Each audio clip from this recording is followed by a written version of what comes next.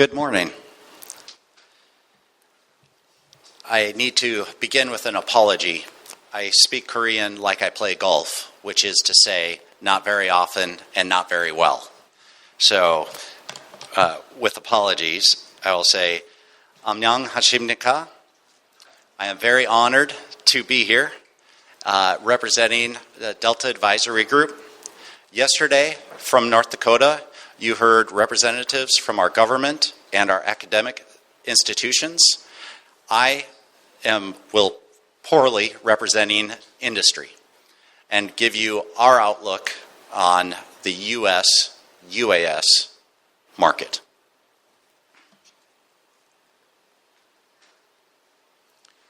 Today, I will cover these three areas. First, give a broad overview of the U.S. market. Next, some concrete steps you can take to establish a U.S. presence. And third, identify some ideas for further collaboration as we go forward. First, about DAG, or Delta Advisory Group. We help our clients understand what is real and what is not in the UAS industry. I began in the drone industry about 20 years ago. Our average consultant has been involved about 15 years. We are involved in almost all aspects of drones, from military to civilian, from Group 1 to Group 5.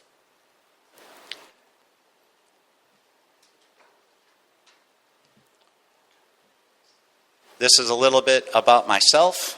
It's very boring, so I'll move on.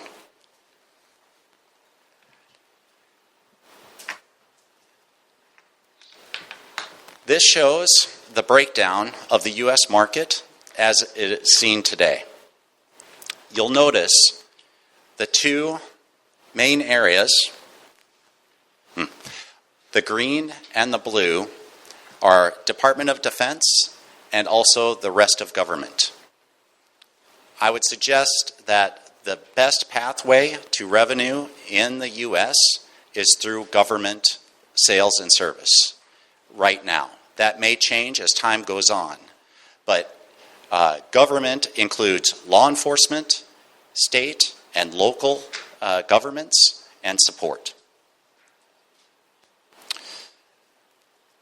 It's also important to understand our regulatory bodies and the current state of certification and waivers. If you plan to go into the U.S. market, I strongly recommend that you look at the current regulatory structure and not where it is going.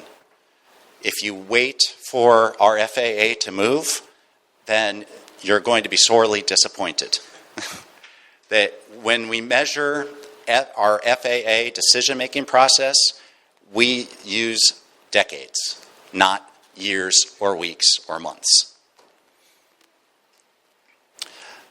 Some key trends that we are seeing that is showing a lot of growth is infrastructure inspection, especially pipelines or bridges and roads. Logistics, that would be cargo and transportation.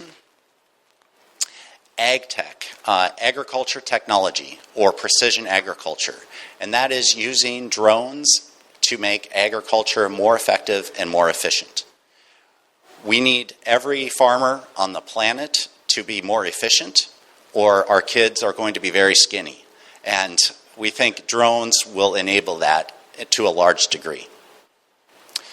Public safety and DFR, I will explain more about that later. DFR is drone as a first responder.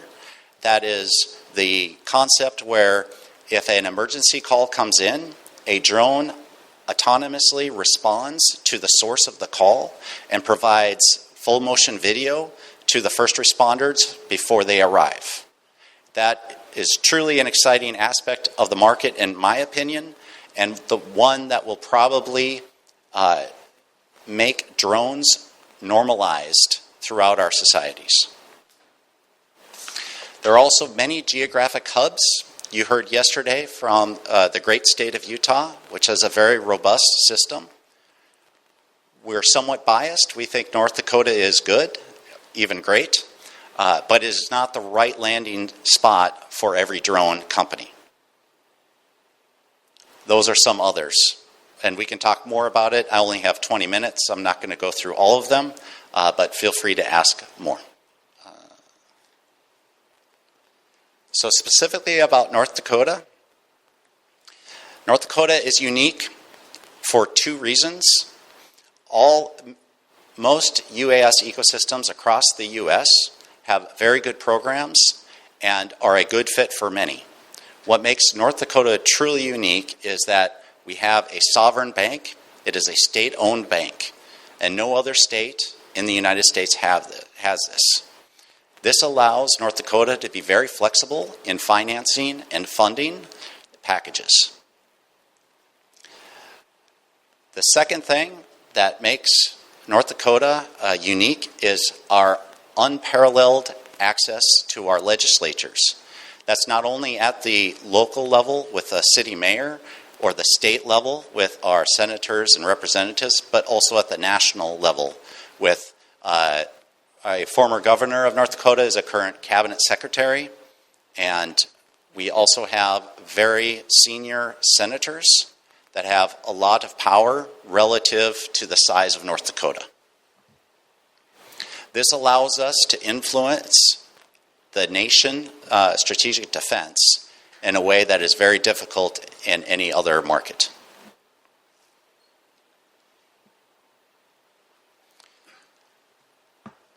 Here are some of the challenges that I would see as a Korean company trying to enter the U.S. Might have. One of the services DAG provides is we help companies that are outside North America understand and identify opportunities within the U.S. market. Every country is a little different, and every country has unique challenges. So this is based more on our experience with other countries entering the U.S. market, but here's my best guess. It is complex and evolving regulatory environment that we talked about earlier. We have a lot of acronyms that we use that don't make any sense until you've done it for a while. And it is very often that regulation is supposed to change next week or the week after for about 2 to 3 years. And so you have to be cognizant of that. It is very important to have local representation and compliance support that understands the ins and outs. It is simple, but it is not easy. I don't know if that translates well. But the way to get to certification or the way to get to a beyond visual line of sight waiver or the way to operate in the way that you want is publicly available information that anyone can find. But understanding how that process works takes time and effort. There are long sales cycles for the government and defense markets. Earlier I said these are the largest markets and the best ones to look at. The downside to that is you need much patience to be able to sell to the government. That may be Blue UAS, that may be National Defense Authorization Act compliance. It may be ITAR, International Trade and Regulation. There are many different aspects that may influence that process. That being said, once you're able to achieve sales to whatever government entity at whatever level, once you're in, it becomes easier through other entities. And this is the same for any country. The cultural and business practices differ. And understanding that, understanding which organizations to talk to, which ones maybe not to talk to, is an important part in any market research. Here are some pathways or options to enter the U.S. market. And again, in 20 minutes, this is a broad overview. I'll be here till Saturday afternoon if anyone would like to speak more on a one-to-one basis. You could begin a U.S. subsidiary, or you could enter into a JV or joint venture with a U.S. entity or another country's entity to establish a U.S. presence. Or you could find a U.S. partner. You should know before deciding to go into the U.S. market how you're going to navigate the processes and the bureaucracy to allow you to achieve sustainable revenue. There are many options for sales channels. You could do just distributions. You could do a licensing agreement. You can find integrators if you make different parts for drones. Or direct business to business, depending on the type of drone company you are. The strategy is an important part also. Identifying the right trade shows to go to. As we all know, there's a trade show every week somewhere in the planet about drones. So you could go to one every week and still not cover them all. So focusing your resources at the areas that have the best potential to give you a return on investment is an important part of your strategy. There are many pilot programs, and these are expanding at an exponential rate. So identifying those that you can qualify for and partner with, I think, is a good idea to establish that U.S. presence. Government contract vehicles, we've talked about that a little bit. There are many of those that are focused on many different aspects. Some are focused on increasing Korean and U.S. collaboration. Others are focused on U.S. small businesses.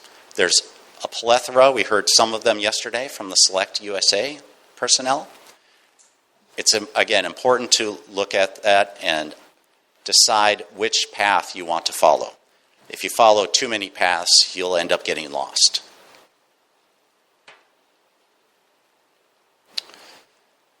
I talked briefly before about some important market trends. I'm going to spend a few more minutes emphasizing some areas.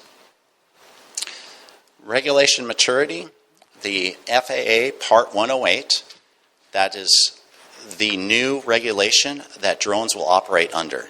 This should be a significant shift in our market. The current construct, the 107, is very limited and not prepared for a professional aerospace market.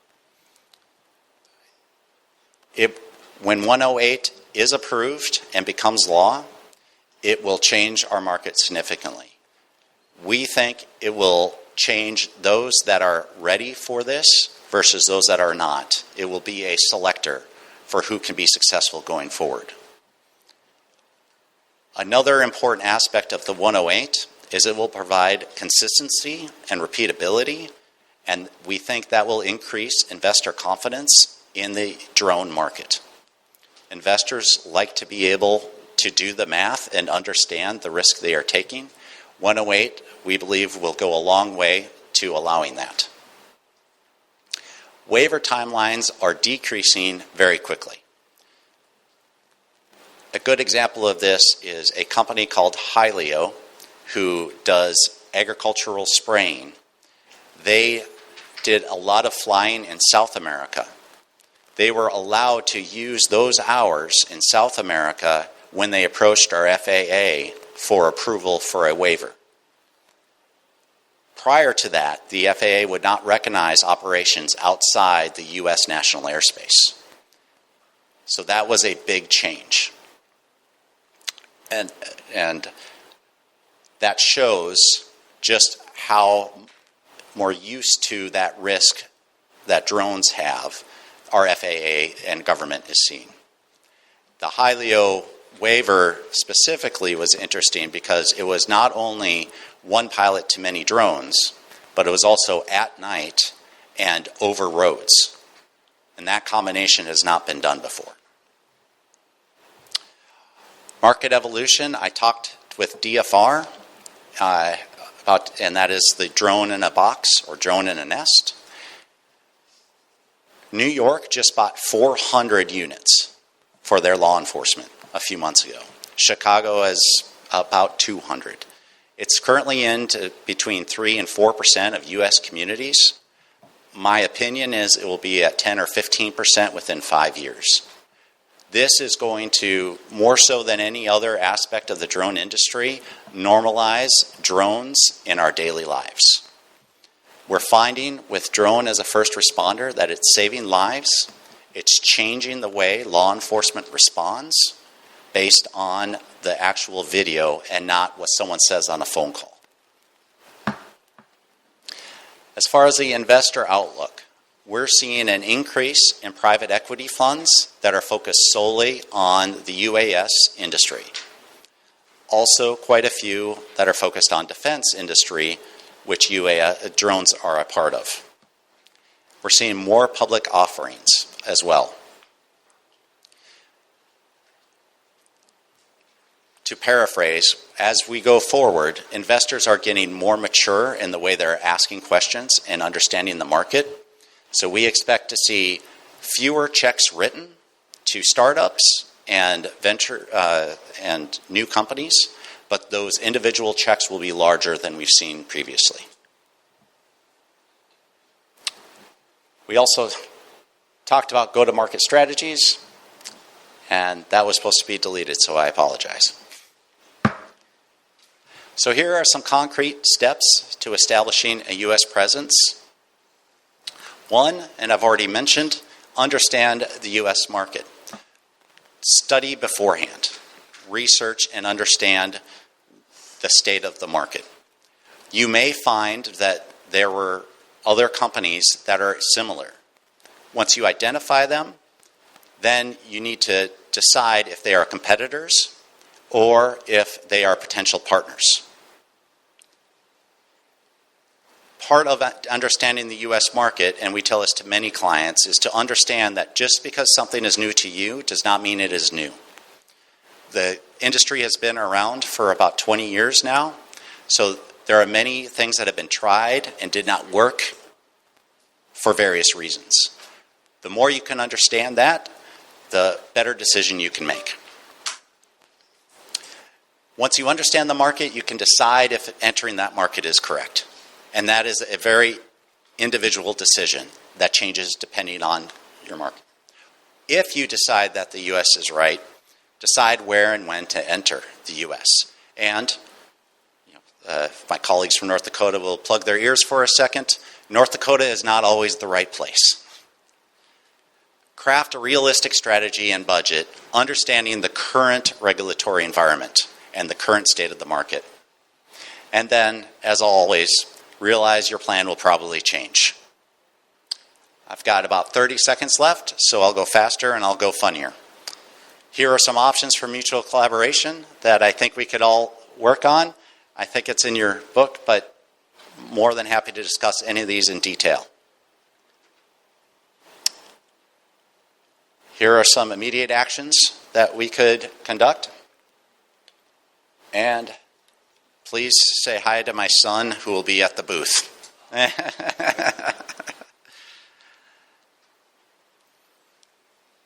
Forward together, I think, is an important theme for this project as we go forward, understand each other better and understand how we can help each other. So again, with apologies, gachi gashira.